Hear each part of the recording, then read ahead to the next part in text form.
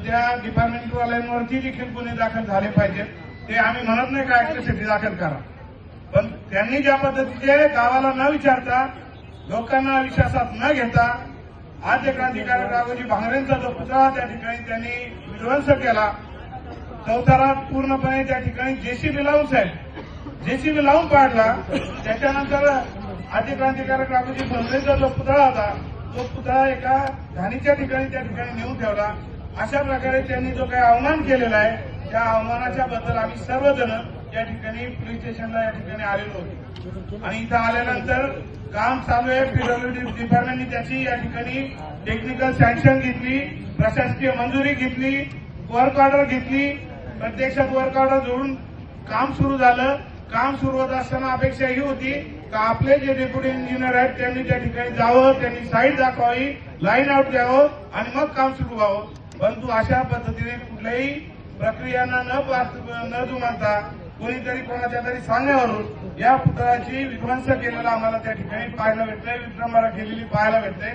अशा दोषी माणसांवरती तात्काळ कारवाई करावी यासाठी आम्ही सर्वच्या सर्व मान्य आम्ही काँग्रेस साहेब असतील, त्याचबरोबर या ठिकाणी दिलीपराव असतील, सर्व तमाम आदिवासी बांधव आम्ही या ठिकाणी आलेलो आहोत.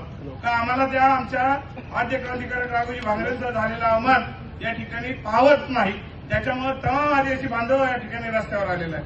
आणि हा रस्त्यावर आल्यानंतर या ठिकाणी आजचा चौथा दिवस आहे.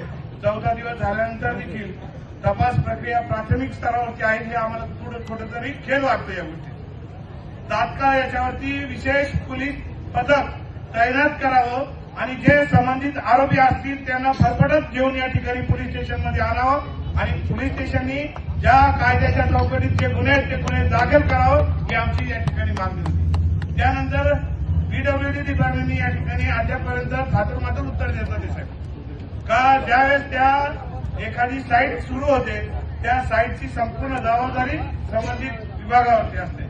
त्या संबंधित विभाग पुढे येऊन जर पुतळा पाडला तर त्यांनी गुन्हा दाखल करणं क्रमप्राप्त होतं. परंतु अजूनही शासनाच्या वतीने गुन्हा दाखल न होता व्यक्तिगत गुन्हा आमचा दाखल झालेला आहे. शासनाच्याही वतीने या ठिकाणी गुन्हा दाखल झाला पाहिजे आणि जेणेकरून एकदा गुन्हा दाखल करा नाही करत असाल तर पीडब्ल्यूडी डिपार्टमेंटने जे काही चुकीचं काम केलेलं आहे अनधिकृत म्हणजे एक तर ठेकेदार अनधिकृत नेमला, ठेकेदाराचा सब ठेकेदार आणि डिपार्टमेंटचंही कोण अजून तिसरं जाऊन पाहते का आता आम्हाला ती शंका वाटते का डेप्युटी इंजिनियर नाही, ज्युनियर इंजिनियर नाही, त्यांनी अजून कोणीतरी माणूस तिसराच नेमलाय का काय आणि त्याच्या जे काही गाड्या ही चुकीचं काम झालंय का काय असं आमच्या सारख्याला वाटतंय. तर त्याच्याकरता आपल्याला विनंती करतोय का